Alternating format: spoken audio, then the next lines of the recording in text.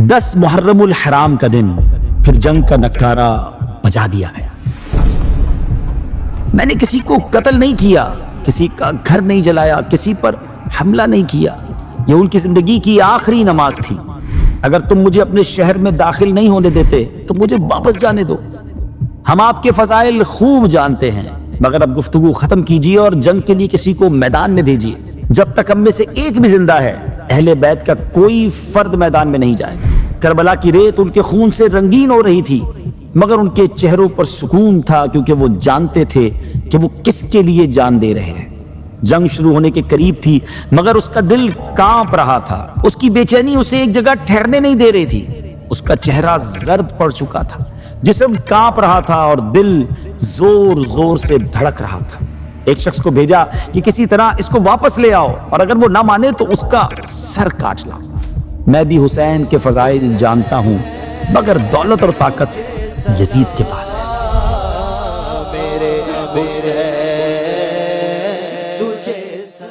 السلام علیکم ورحمۃ اللہ وبرکاتہ۔ ناظرین، ویب سیریز کا نام ہے داستان کربلا۔ 61 ہجری ہے، 10 محرم الحرام کا دن طلوع ہو چکا ہے۔ جمعے کا دن ہے۔ صبح کے وقت امام علی مقام امام حسین رضی اللہ تعالیٰ عنہ نے اپنے جانثار ساتھیوں اور اہل بیت کے ساتھ فجر کی نماز ادا فرمائی۔ یہ ان کی زندگی کی آخری نماز تھی۔ بھوک، پیاس، تھکن اور مسلسل مصیبتوں کے باوجود نماز میں خشوع و خضوع تھا۔ ہر چہرے پر صبر تھا، ہر آنکھ میں رضا تھی، اور ہر دل اللہ کی بارگاہ میں جھکا ہوا تھا۔ 3 دن گزر چکے تھے اور اہل بیت کے حلق سے پانی کا ایک قطرہ تک نہیں اترا تھا۔ بھوک اور پیاس نے ان نفوس قدسیہ کی کیا حالت کی ہوگی، اس کا اندازہ وہی لگا سکتا ہے جس نے زندگی میں کبھی فاقے دیکھے ہوں، بلکہ شاید وہ بھی اہل بیت کی کیفیات کا اندازہ نہ لگا سکے، کیونکہ وہاں صرف بھوک اور پیاس نہیں تھی، تیز دھوپ، گرم ریت، چلتی ہوئی ہوائیں، وطن سے دوری اور چاروں طرف دشمن کا محاصرہ۔ ان تمام حالات نے اہل بیت پاک کو گھیر رکھا تھا، اور سامنے 22,000 کا لشکر جو ہر قیمت پر نواسہ رسول صلی اللہ تعالیٰ علیہ وسلم کا خون بہانے کے لیے تیار کھڑا تھا۔ اور پھر جنگ کا نکارہ بجا دیا گیا۔ امام حسین رضی اللہ تعالیٰ عنہ میدان جنگ میں تشریف لائے۔ آپ نے دشمن کے لشکر کے سامنے ایک ایسا خطبہ ارشاد فرمایا جس نے حق و باطل کے درمیان آخری حجت قائم کر دی۔ آپ رضی اللہ تعالیٰ عنہ نے فرمایا، ناحق خون بہانا حرام ہے اور اللہ پاک کے غضب کا سبب ہے۔ میں تمہیں سمجھاتا ہوں کہ اس گناہ میں مبتلا نہ ہو۔ میں نے کسی کو قتل نہیں کیا، کسی کا گھر نہیں جلایا، کسی پر حملہ نہیں کیا۔ اگر تم مجھے اپنے شہر میں داخل نہیں ہونے دیتے تو مجھے واپس جانے دو۔ تم سے کسی چیز کا مطالبہ نہیں، نہ میں تمہارا جانی دشمن ہوں، پھر تم کیوں میری جان کے پیچھے پڑے ہو؟ اور روز قیامت میرے خون کا جواب کیسے دو گے؟ اپنی آخرت پر نظر ڈالو، اپنے انجام کے بارے میں سوچو، اور یہ بھی پہچانو کہ میں کون ہوں، میری والدہ کون ہے، میرے والد کون ہے۔ میں فاطمہ الزہرا رضی اللہ تعالیٰ عنہ کا بیٹا ہوں، وہی فاطمہ جن کے پل صراط سے گزرنے کے وقت عرش سے ندا ہوگی کہ اے اہل محشر نگاہیں جھکا لو، کیونکہ خاتون جنت گزر رہی ہیں۔ میں وہ ہوں جس کی محبت کو رسول خدا علیہ الصلوۃ والسلام نے اپنی محبت فرمایا ہے۔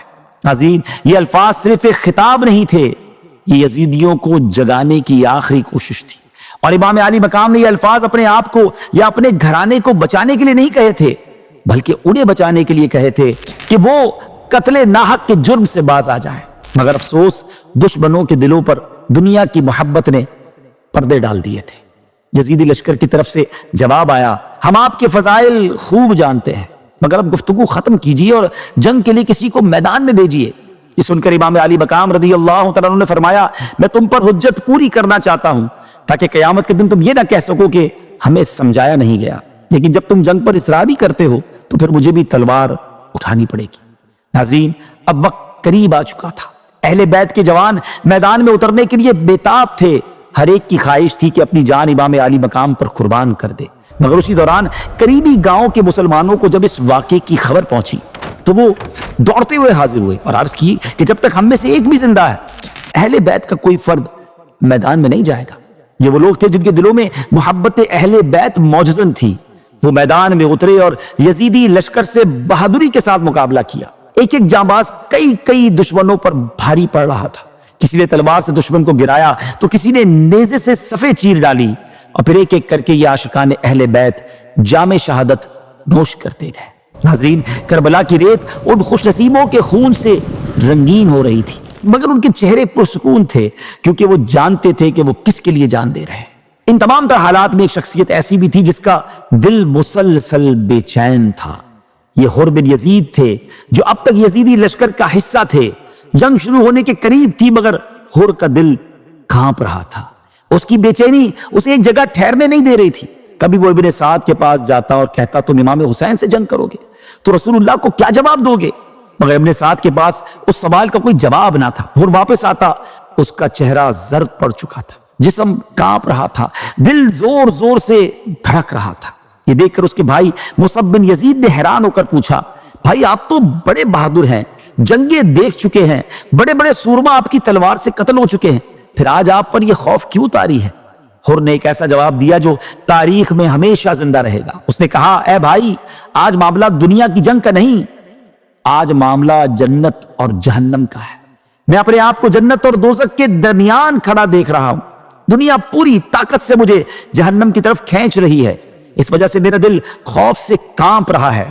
ناظرین، اسی گفتگو کے دوران اچانک امام عالی مقام امام حسین رضی اللہ تعالیٰ کی آواز بلند ہوئی، ہے کوئی جو آج آل رسول پر اپنی جان قربان کرے اور رسول خدا علیہ السلام کی بارگاہ میں سرخرو ہو جائے؟ ناظرین، یہ آواز صرف ایک صدا نہیں تھی، یہ ایک مردہ دل کو زندگی دینے والی آواز تھی۔ یہی وہ لمحہ تھا جب حضرت حر بن گیا۔ امام حسین رضی اللہ تعالیٰ کی آواز نے اس کے پاؤں کی دنیاوی زنجیریں توڑ دی۔ وہ فوراً گھوڑا دوڑاتے ہوئے امام علی مقام رضی اللہ تعالیٰ کی خدمت میں حاضر ہوئے اور عرض کی، اے نواسہ رسول، میں وہی حر ہوں جس نے آپ کا راستہ روکا تھا۔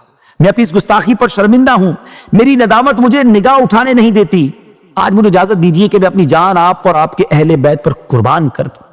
یہ سن کر امام حسین رضی اللہ تعالیٰ نے شفقت سے حر کے سر پر ہاتھ رکھا اور فرمایا، اے حر، اللہ پاک کے ہاتھ سچی توبہ قبول ہوتی ہے، ہم نے تمہاری معذرت قبول کی۔ ناظرین، یہ جملہ سننا تھا کہ اب حر کی دنیا بدل چکی تھی۔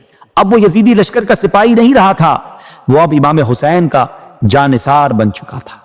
حضرت حر رضی اللہ تعالیٰ عنہ میدان کی طرف بڑھے تو ان کے بھائی مصعب بن یزید نے بھی یہ منظر دیکھا۔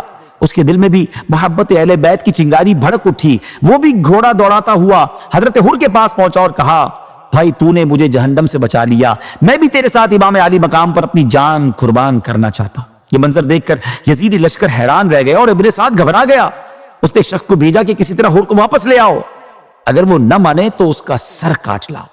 وہ شخص حضرت حر کے پاس آیا اور کہنے لگا، اے حر، ہم تیری عقل پر فخر کیا کرتے تھے، مگر آج تو نے سب کچھ چھوڑ کر چند پیاسے مسافروں کا ساتھ دے دیا جن کے پاس نہ پانی ہے نہ کھانا۔ یہ کر کے تو نے کم عقلی دکھائی ہے، ہمیں تیری کم عقلی پر افسوس ہوتا ہے۔ حضرت حر نے جواب دیا، بد نصیب، افسوس مجھے نہیں، تجھے اپنی عقل پر کرنا چاہیے کہ تو نے آخرت کے بدلے دنیا خرید لی۔ امام حسین رضی اللہ تعالیٰ عنہ رسول اللہ علیہ السلام کے پھول ہیں اور میں اس باغ رسالت پر اپنی جان قربان کرنا چاہتا ہوں۔ وہ شخص بولا، میں بھی حسین کے فضائل جانتا ہوں، مگر دولت اور طاقت یزید کے پاس ہے۔ ناظرین، جب اس یزیدی سپاہی کو یقین ہو گیا کہ اس کی تیز زبان حضرت حر پر اثر نہیں کر سکتی کیونکہ اہل بیت کی محبت ان کے دل میں راسخ ہو چکی ہے اور ان کا سینہ آل رسول کی محبت سے بھر چکا ہے، تو وہ باتیں کرتے کرتے اچانک ایک تیر حضرت حر کے سینے پر کھینچ کر مارتا ہے۔